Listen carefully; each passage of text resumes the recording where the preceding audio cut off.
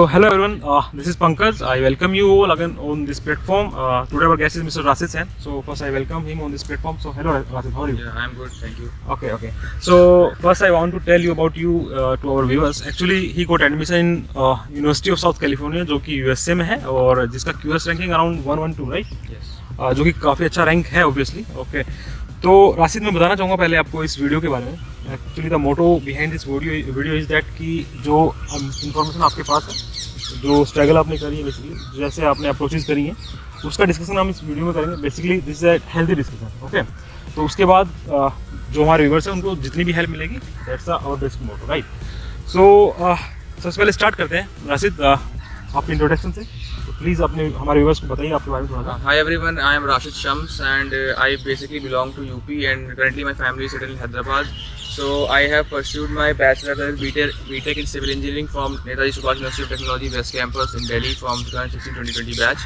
And then I went on to pursue Masters, MTech, Master of Technology here in IIT ISM Dhanbad in Earthquake Science and Engineering. Okay. And currently I have got admit from a couple of universities and I am finally selected University of Southern California in as for my PhD studies in Department of Civil and Environmental Engineering. Okay. So. Okay, that is all about the interview of like introduction about this Rashid sir. Okay, so सबसे पहले हम बात करते हैं थोड़ा सा like university के बारे में. जो साउथ कैलिफोर्निया की यूनिवर्सिटी है आपने जो बताया, इसके बारे में थोड़ा बताइए व्यूअर्स को ताकि फिर हम आगे मूव करें. Yeah, University of California काफ़ी पुरानी university. I think it was established around 1880s and it is one of the prestigious university in the California state and obviously US. I think it is also has been like consistently ranked in a top 200, top 150 universities around the globe. It is only in Department of Civil or या फिर yeah no like वहाँ पे बहुत सारे departments हैं. Actually it is situated in Los Angeles United States. So उसका cinematic arts का department काफ़ी फेमस है. वहाँ पे काफ़ी सारे हॉलीवुड एक्टर्स वगैरह वहाँ पे ट्रेनिंग लेने आते हैं. प्लस वहाँ का engineering department is also quite prestigious and वो उनके पास एक मेडिकल स्कूल भी है, केक मेडिकल स्कूल, वो भी काफ़ी वहाँ पे प्रेस्टीजियस है और फेमस है. Okay so this is all about the university.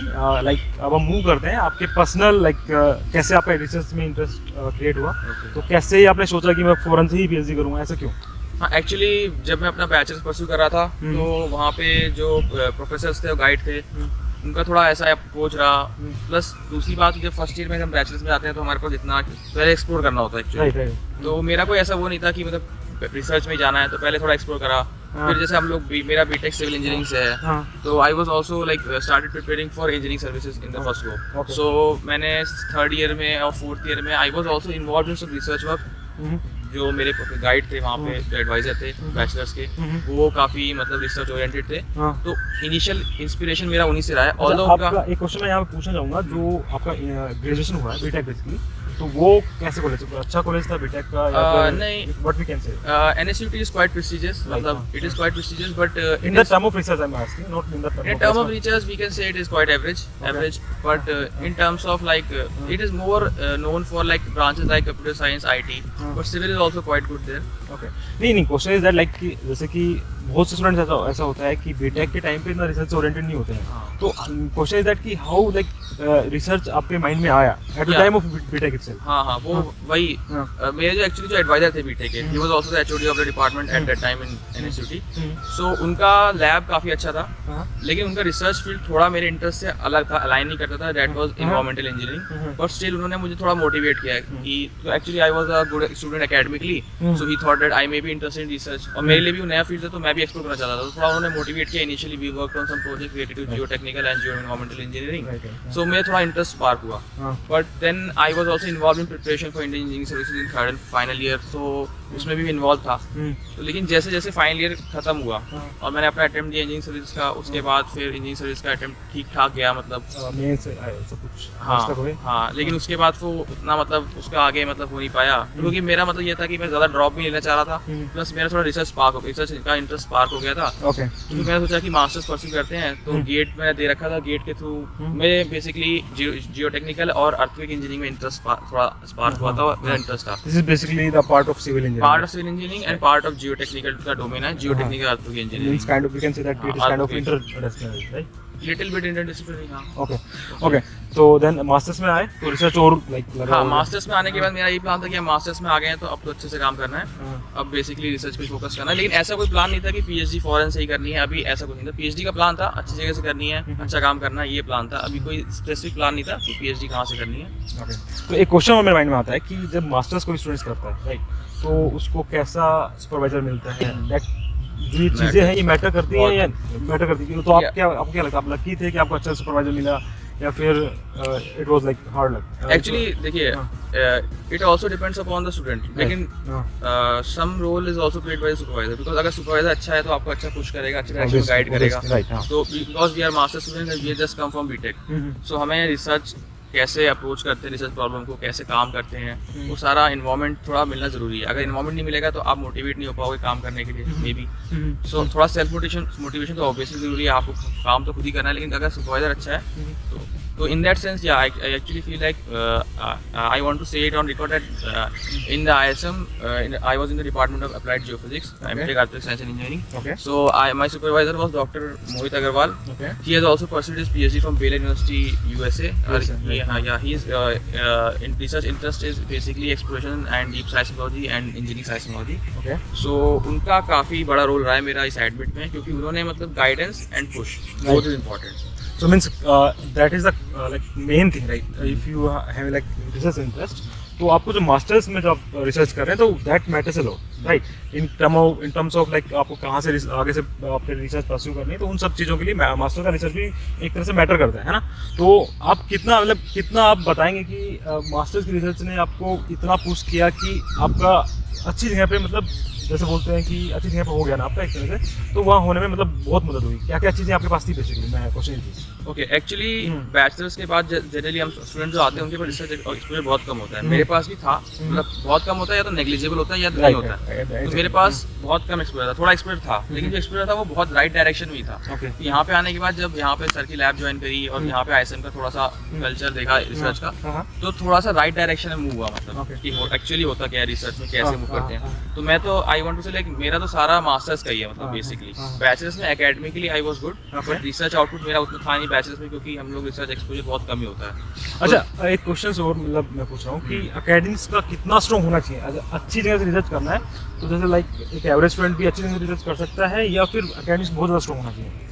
Academic strong होना चाहिए, academic in the sense of CGPA आप बात करें। CGPA किसी अच्छे एडमिट के लिए जरूरी है, लेकिन it is not compulsory. Like if you have decent CGPA like around 8 और something, so you can get good admits based on like you have good projects, you have done good collaborative work, you have done good research work. Okay, but अगर आपका CGPA और कम भी है उसमें भी मिल सकता है, लेकिन in US actually I know about US, like in US some universities are more CGPA centric. Okay, so अगर आपका वहाँ पे कम CGPA है तो वो वहाँ पे मे बी एप्लीकेशन रिजेक्ट कर सकती है। Okay, So it is always good to if you have a 9 pointer or good CGPA, but it is not compulsory. Like your research matters. Right. और जैसे कि कब मास्टर्स में कब क्या करना चाहिए? लाइक अभी स्टूडेंट को मतलब अभी आप प्रोफेसर को मेल करना चाहिए, या फिर अभी पेपर पे काम करना चाहिए, या अभी रिसर्च पे काम करना चाहिए? एक उस टाइम के साथ आपको थोड़ा बताएंगे इसके बारे में प्लीज? हाँ, इनिशियली सबसे पहले तो most important thing is that you need to identify your research interest.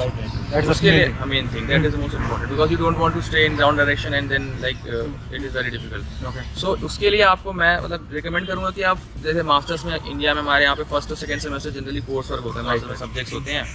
तो मैं तो रिकमेंड करूँगा कि फर्स्ट सेमेस्टर पूरा डिवोट करिए एक्सप्लोर करने के लिए, जो भी आपका इंटरेस्ट, जिस भी आपने फील्ड में आपने ब्रांच में एडमिशन लिया है, सबसे पहले तो आप दूसरी ब्रांच में एडमिशन लो जिसमें आपका इंटरेस्ट है। Okay, plus you have to like go like you have to refine your interest. पहले आप उस ब्रांच में एक्सप्लोर करो।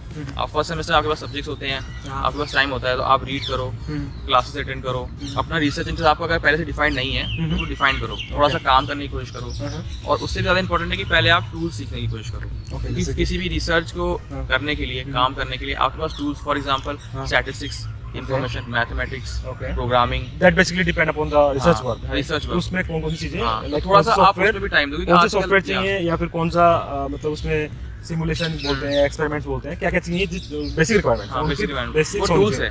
एक्चुअली। तो वो किसी भी रिसर्च फील्ड में जरूरत पड़ती है। फॉर एग्जांपल प्रोग्रामिंग हो गई, कुछ भी टूल्स हो गए, वो आप अपने रिसर्च डोमेन के हिसाब से वो ट्राई करो कि आप उसको सीख सको पहले ही, तो थोड़ा टाइम आपका सेव होगा और प्लस वो इम्पोर्टेंट भी है।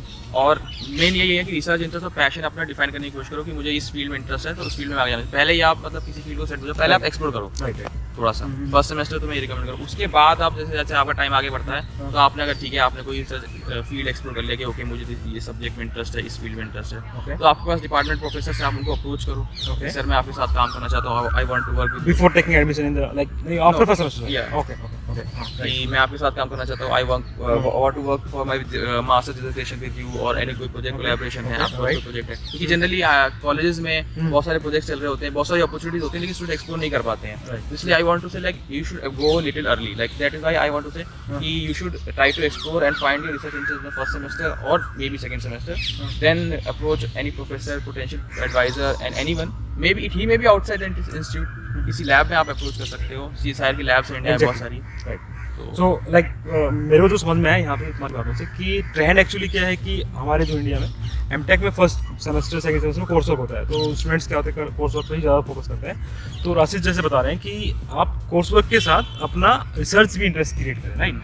टूल्स क्या सीखने हैं, किस फील्ड में जाना है, ये सब चीज़ें लाइक बिहाइंड द सीन है और जो पहले करनी चाहिए, है ना, राइट? तो ये this is the main thing, right?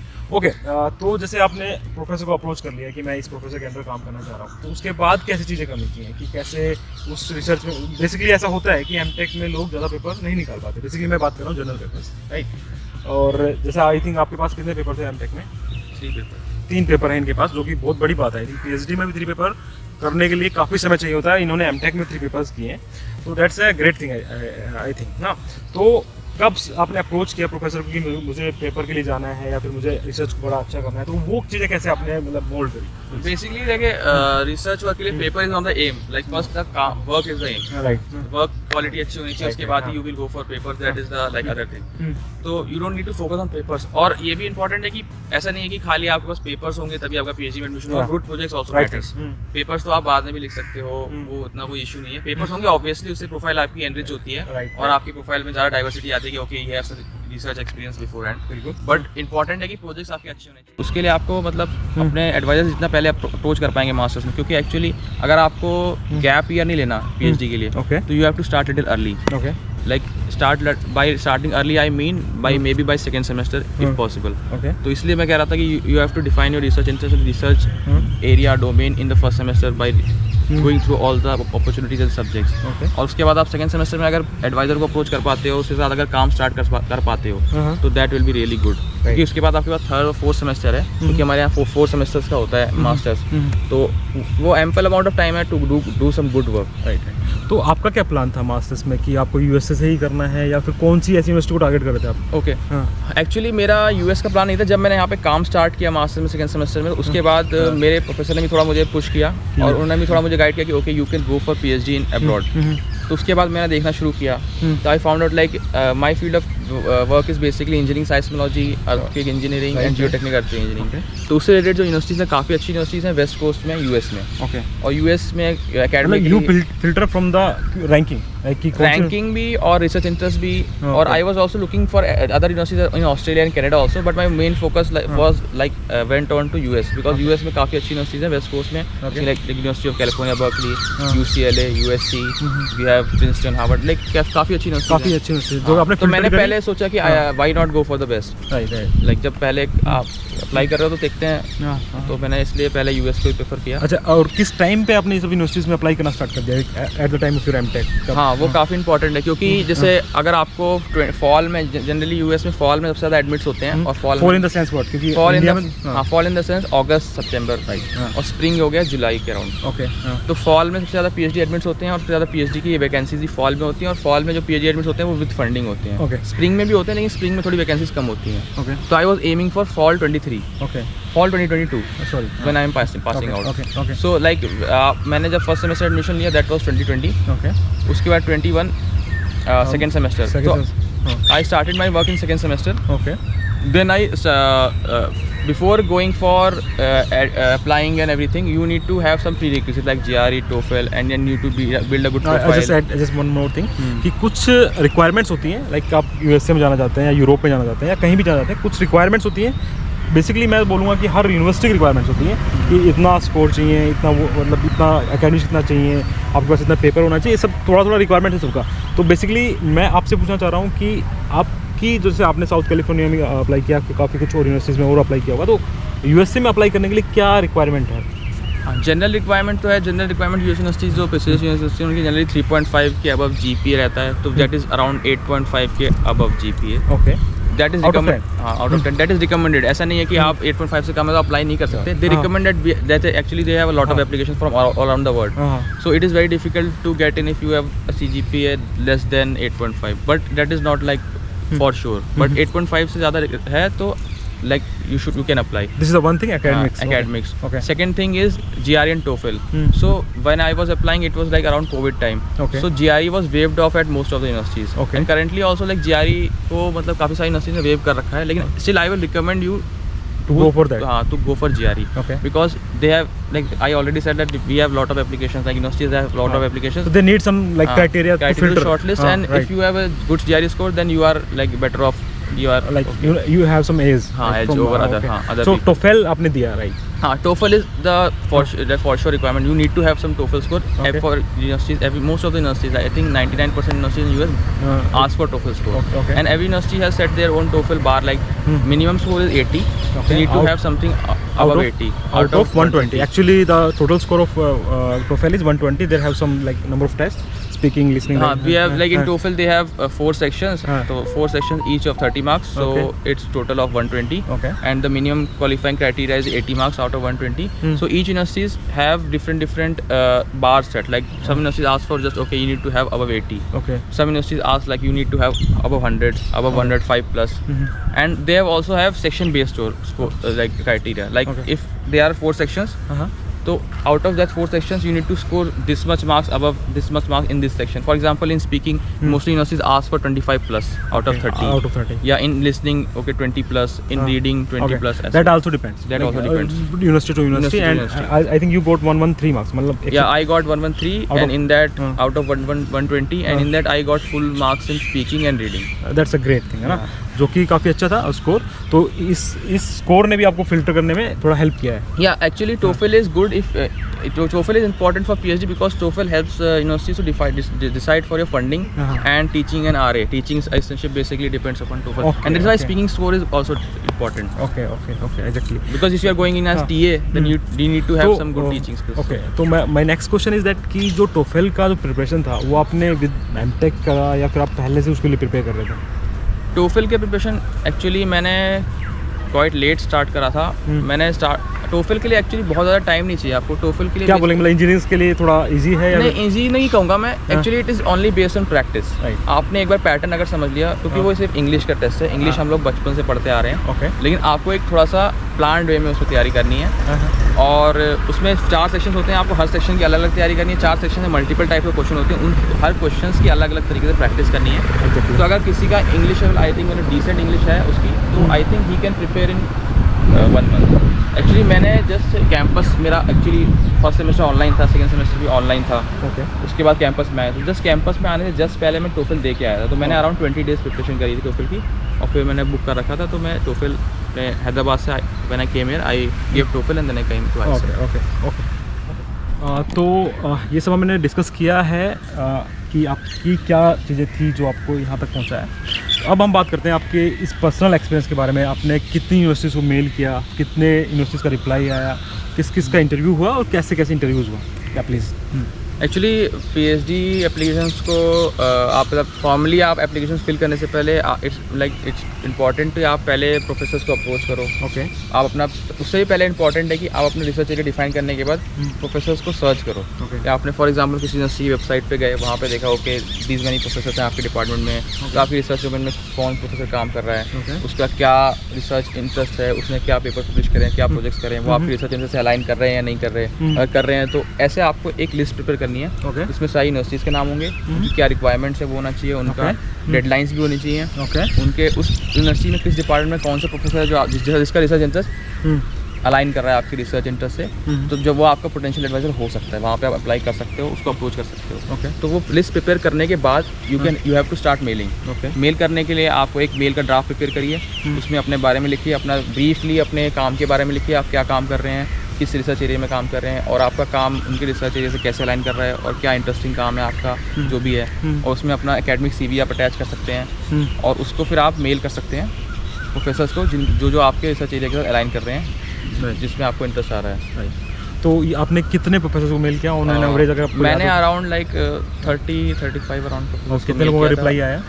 हाँ, एक्चुअली रिप्लाई इंपॉर्टेंट है क्योंकि रिप्लाई सबका नहीं जनरली सबका नहीं आता है। हाँ, क्योंकि काफ़ी लोग बिजी रहते हैं, काफ़ी लोगों का कुछ और मोटिव होता है, तो रिप्लाई नहीं आता। तो मेरा around I think 15 to 20 replies आए थे। मतलब फिर भी इनका ज़्यादा रिप्लाई आया है, बट जितना मेरा एक्सपीरियंस, जितना मैंने लोगों से बात किया है, तो अराउंड मैक्सिमम 5 to 10% रिप्लाईज आते हैं। हाँ, रिप्लाईज 5 to 10% आते हैं। ओके, तो रिप्लाई आने के बाद आपका इंटरव्यू कितनी यूनिवर्सिटीज़ में हुआ?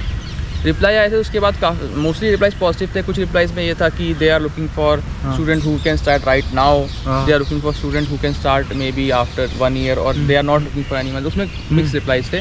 तो अराउंड जो मुझे पॉजिटिव रिप्लाईज लगे वो अराउंड 10 to 12 रिप्लाईज जो थे वो they were quite positive. Out of which 3 to 4 people were asking to meet online on a Zoom call or something. So they were really out of promising. 30 we have like 3 to 4 options basically. Yeah, basically. Okay. We can go for like more people, like but those 3 to 4 people are giving some time, so they seem really interested. Right. Yeah, if they are going for a meeting with you, so they may be very interested. That is why. Okay. So 3 to 4 people, like they were important. So कौन-कौन सी universities थी 3 to 4? One was University of Southern California, obviously. Right, this one, Other was University of Nevada, Reno. The other university that I got admit from. The third one was University of California, San Diego. And the fourth one was Iowa State University. Okay. तो अब हम basically बात करते हैं university of California की, जो आप southern California, sorry, कि कैसे प्रोसेस हुआ आगे, कि कैसे आपने अप्रोच किया, रिप्लाई आ गया है, उसके बाद क्या की कहानी थी, वो मैं थोड़ा डिस्कस करना चाहता हूँ आपके, प्लीज़। ओके, सो मैंने मेल किया। I think my first mail to the advisor was in September 21. Okay.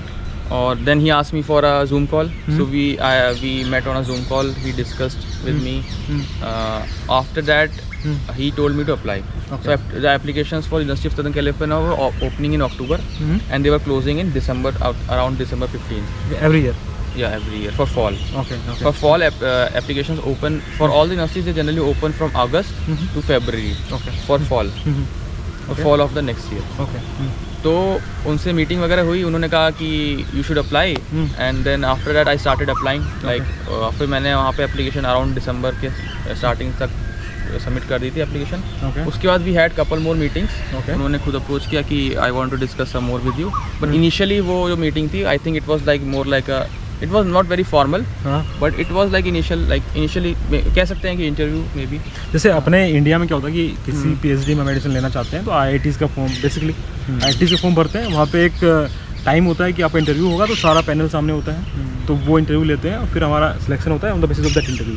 तो जैसे आपने बताया कि वहाँ जो प्रोफेसर को आप मेल कर रहे हैं वही रोल प्ले करता है या फिर लाइक ऑल डिपार्टमेंट है? एक्चुअली जो इनिशियली जो आपने इस प्रोफेसर को मेल करा है, तो आपने तब तक कोई फॉर्मल एप्लीकेशन नहीं करी है, पुट नहीं करी है। तो इनिशियली जो प्रोफेसर को मिल रहा है उसको इंटरेस्ट है, तो वो आपसे इनफॉर्मल इंटरेक्शन कर रहा है, कोई डिपार्टमेंट का और कोई फैकल्टी नहीं होगा। मे बी वो अपने स्टूडेंट्स को या अपने लैब के स्टूडेंट्स को बुला सकता है, या उसका कोई कोलैबोरेटर है, कोई प्रोफेसर है, उसको बुला सकता है। उसके ऊपर डिपेंड करता है, कोई डिपार्टमेंटल रोल नहीं होता उसमें। तो उस प्रोफेसर ने डिसाइड कर लिया, मतलब उस प्रोफेसर ने आपके साथ इंटरेक्ट किया और मे बी ही डिसाइड किया ठीक है ये इज़ अ पोटेंशियल कैंडिडेट, तो आपको बोलेगा कि you should fill the application. वो मे बी अगर उसको ही want to take 2 to 4 student और 2 स्टूडेंट्स, तो हो सकता है कि वो ही will ask around 4 to 5 student to fill in the application. Okay, maybe. हाँ, फिर जो इंटरव्यू होता है फिर पैनल के सामने होता है? नहीं, वो इंटरव्यू भी डिपेंड करता है। That also depends upon a department. अगर डिपार्टमेंट को लगेगा कि we should interview this candidate, then interview होगा। एक्चुअली मेरा इंटरव्यू नहीं हुआ था, और मोस्टली लोगों का नहीं होता, क्योंकि एक्चुअली इनिशियली प्रोफेसर डिसाइड कर लेता है तो रिकमेंड कर देता है, उसके बाद जो कमेटी होती है हाँ। जो एप्लीकेशन जो रिव्यू करती है, उसमें पूरा डिपार्टमेंट होता है ओके और उसमें एक चेयरपर्सन होते हैं। वो आपका प्रोफेसर जनरली नहीं होगा, मतलब कोई HOD होगा, डिपार्टमेंट का हेड होगा, चेयरपर्सन होगा, चेयर होगा डिपार्टमेंट का। ओके तो वो पूरी एप्लीकेशन कॉम्प्रिहेंसिवली रिव्यू करते हैं और आपका जो एडवाइज़र है, जो जिससे आपकी मीटिंग हुई है, उसका रिकमेंडेशन भी इनपुट में लेते हैं। उसके बाद वो फाइनल डिसाइड करते हैं कि इस कैंडिडेट को सेलेक्ट करना है या नहीं करना है और इसका इंटरव्यू लेने की ज़रूरत है या नहीं है। अच्छा, जो आपकी लाइक वीडियो मीटिंग हुई थी प्रोफेसर के साथ, उसमें बेसिकली क्या डिस्कस हुआ था, किस चीज़ को लेकर डिस्कस हुआ? Okay, basically initially he gave the introduction about himself and his lab and some, उन्होंने इंट्रोडक्शन USC के बारे में दिया, अपनी लैब के बारे में, अपनी रिसर्च इंटरेस्ट के बारे में, that I was aware of. Okay After that, he just asked me to introduce myself. He just wanted to he gave me like 1 or 2 minutes to sum up all my research that I have done till now. तो वो मैंने उनको बताया पूरा research work 1 minute में इसमें sum up किया। फिर उनको मैंने अपना एकेडमिक CV मेल कर रखा था, तो वो उन्होंने CV ओपन कर रखा था, तो वो उससे ही एक्चुअली पूछ रहे थे क्वेश्चंस वगैरह रिलेटेड टू माय प्रोजेक्ट, क्योंकि उनका रिसर्च इंटरेस्ट मेरे साथ काफ़ी अच्छे से अलाइन कर रहा था। तो उनको काफ़ी इंटरेस्ट था, तो उन्होंने हर प्रोजेक्ट के बारे में मेरे से पूछा, डिटेल वगैरह पूछा, कैसे आपने फॉर्म किया, क्या रिजल्ट्स आए, क्या आपका इसमें फ्यूचर स्कोप क्या हो सकता है और आपका क्या मतलब इंटरेस्ट क्या है, किस फील्ड में आप काम करना चाहते हो। सो ये सब मोस्टली मोस्टली यही सब बातें थी, ज़्यादा फॉर्मल इंटरव्यू नहीं था। आपका कैसा नर्वस थे या फिर आपको लग रहा था नहीं, ऐसे मैं स्टार्टिंग में बहुत नर्वस था क्योंकि वो पहली मीटिंग थी मेरी जिस साउथ कैलिफोर्निया में। हाँ, उससे पहले मेरी किसी US प्रोफेसर से ज़्यादा कोई इंटरेक्शन तो हुआ नहीं था और जूम कॉल पे तो बिल्कुल भी नहीं होता। थोड़ा नर्वस था कि भाई कैसा क्वेश्चन होंगे, क्या क्वेश्चन होंगे, मे बी बहुत टेक्निकल होंगे। बट जहाँ तक मुझे रिव्यूज़ मिले थे, मैंने स्टूडेंट से पूछा था, तो कह रहे थे कि ज़्यादा टेक्निकल नहीं जाते हैं वो लोग, बेसिकली इनफॉर्मल टाइप एंड बहुत ज़्यादा फॉर्मल भी नहीं होता, मतलब strict type and interview type का फीलिंग नहीं आएगा, just casual formal discussion like we are doing like. हाँ, कैजुअल चिट चैट और बेसिकली वो आपके प्रोजेक्ट के बारे में पूछेंगे, आपने क्या काम किया उसके बारे में पूछेंगे। तो वो उस हिसाब से काफ़ी अच्छा एक्सपीरियंस कह सकते हैं जिसका हार्ड वर्क है, जिसका काम जेन्युइन है, अगर जिसने काम किया तो he can answer like okay, he और she can answer the questions. Okay, तो जैसे आपका इंटरव्यू हुआ तो रिजल्ट कब तक आया आपका?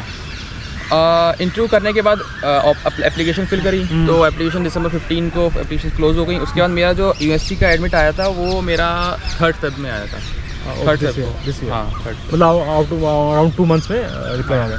अच्छा, अभी एक जो मेन थिंग है स्टाइपेंड या स्कॉलरशिप, उसके बारे में डिस्कस कर लेते हैं कि वो कब डिसाइड होता है कि आपको इतना स्कॉलरशिप मिलेगा या फिर ये आपको फेलोशिप मिलने वाली है या फिर वो मिलने वाली है, ऐसा कब डिसाइड होता है और कितना होता है?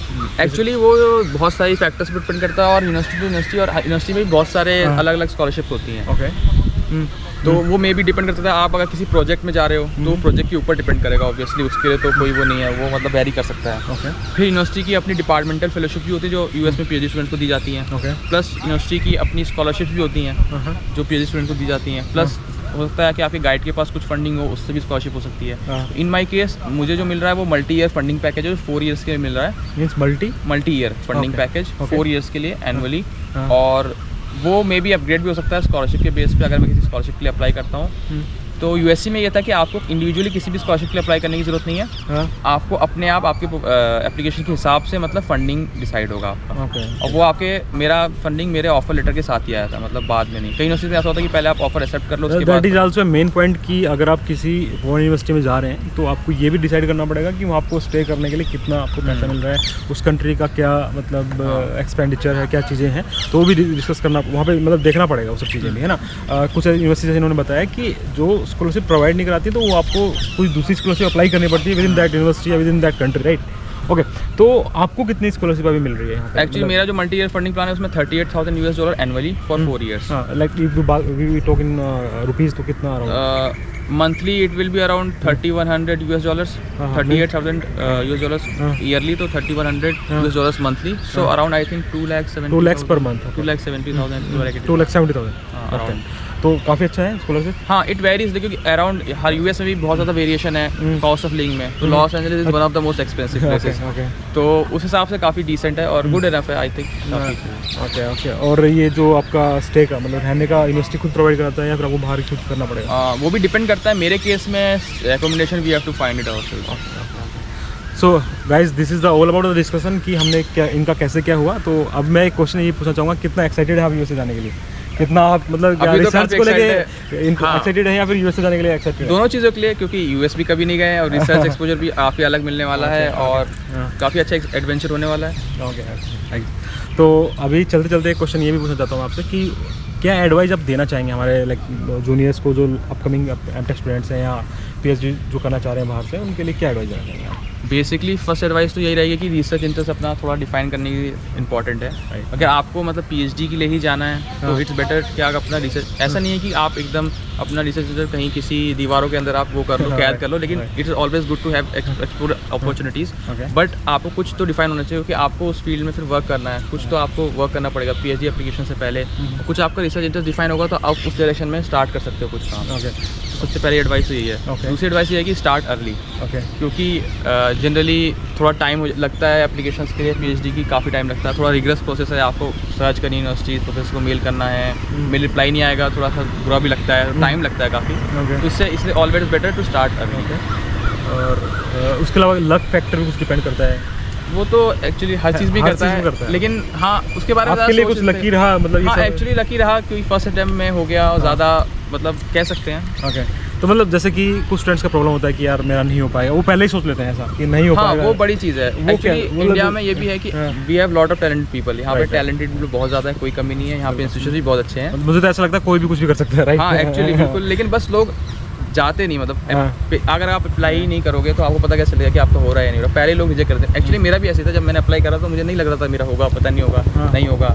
जब हो जाता है तो पता चलता है अच्छा नहीं, इतना टफ नहीं था। नहीं टफ है, लेकिन होगा, हो सकता है मतलब किसी हाँ काफ़ी लोग हैं हमारे आसपास ऐसे जिन्होंने इतना हार्डवर्क कर रखा है, लेकिन लोग अप्लाई नहीं करते हैं। मैं बात करना चाहता हूँ कि कौन कौन सी और यूनिवर्सिटीज में आपने इंटरव्यू दिया जिनमें आपका सिलेक्शन हुआ था? मैंने ज़्यादा जगह अप्लाई नहीं किया था। यूएस में मेरे पास already told you like I got 3 to 4 replies for meeting. तो वहाँ पे मैंने मीटिंग अटेंड करी थी, मैंने बताया था आपको, Iowa state, university of California San Diego, university southern California, और एक और यूनिवर्सिटी का मैं नाम, हाँ यूनिवर्सिटी ऑफ नेवाडा। ओके। तो मेरा फाइनली जो सबसे पहले यूएससी से एडमिट आया था, उसके बाद यूनिवर्सिटी ऑफ नेवाडा रीनो से भी एडमिट आया था, और I also filled for TIGP, that is Taiwan international graduate program. So all these universities are under 200 rank. TIGP का actually I am not sure about the TIGP program में क्या है actually कि ताइवान की काफ़ी सारी जो प्रेस्टीजियस यूनिवर्सिटी है उनका क्लब करके है। तो TIGP में मैंने फिल किया था, वो एक्चुअली 100 स्कॉलर सेलेक्ट करते हैं और उनको पूरा फंड करते हैं। तो वहाँ पे भी मेरी प्रोफेसर के साथ मीटिंग हुई थी। तो एक्चुअली मेरे जो फाइनली एडमिट्स आए थे वो फर्स्ट USC से, second university of Nevada Reno से, और थर्ड TIGP से, ताइवान इंटरनेशनल ग्रेजुएट से। ये 3 एडमिट्स आए थे। तो तीनों का इंटरव्यू हुआ, तीनों का अलग अलग चीज़ें हुई। तो सबसे डिफिकल्ट आपको कौन सा लगा तीनों? डिफ़िकल्ट तो कुछ नहीं कह सकते। आई थिंक US की एप्लीकेशन थोड़ी रिग्रेस होती हैं, प्रोसेस थोड़ा रिग्रेस होता है, टाइम टेकिंग होता है। हाँ टाइम टेकिंग होता है। मतलब US में जो सिलेक्शन होता है वो बेसिकली मतलब क्या बोलते हैं कि पूरा काम के बेसिस पे होता है। हाँ एक्चुअली क्योंकि एप्लीकेशन ज़्यादा होती हैं तो प्रोसेस भी रिग्रेस होता है, उनका सिलेक्शन क्राइटेरिया भी थोड़ा रिग्रेस होता है, क्योंकि उनके पास वर्ल्ड वाइड एप्लीकेशन आती हैं, हर साल एप्लीकेशन इंक्रीज ही हो रही हैं। तो ये जो ताइवान यूनिवर्सिटी में है उसमें भी इंटरव्यू सेम प्रोसेस था या सबका अलग अलग? हाँ उनका भी सिमिलर प्रोसेस था। उनका भी गाइड के साथ जो पोटेंशियल एडवाइजर उनके साथ मीटिंग हुई थी और उनसे भी बातचीत हुई थी। तो you got selection in all the 3, right? तो first selection you got in USC, second in USC stand for like university of South California, university of South California. Second one was in the university of Nevada Reno, third from the TIGP। तो you decided that you have to go. हाँ तो इसका ranking अच्छा है या फिर ranking PhD का decision basically not from solely based on ranking, it was based on कि एडवाइजर का रिसर्च इनसे अच्छे से अलाइन कर रहा था और उनका इंटरेक्शन मेरे साथ ज़्यादा अच्छा हुआ था, और USC का डिपार्टमेंट काफ़ी अच्छा है, जियो टेक्निकल डोमेन का। तो number of factors are there कि हम उस पर डिसाइड कर सकते हैं कि हम प्लस फंडिंग एंड हाँ बहुत सारे फैक्टर्स होते हैं। तो उस बेसिस पे मैंने USC को फाइनली डिसाइड किया। Okay, at the end of this video meeting सबसे पहले मैं बोलूँगा थैंक यू सो मच आपको आपने इतना अच्छा टाइम दिया और इतनी अच्छी बातें बताई, एडवाइस दी स्टूडेंट्स को। और अलॉन्ग विद मैं कॉन्ग्रेचुलेट करना चाहता हूँ आपको आपकी अपकमिंग जर्नी के लिए, और ऑल द बेस्ट बोलना चाहता हूँ कि आप आगे PhD में अच्छा करें और फिर से हमें गाइड करें, हमारे स्टूडेंट्स को गाइड करें या जो भी है। Okay, so guys, thank you so much for watching this video, and please support this video if you like this content, right? Okay, thank you so much.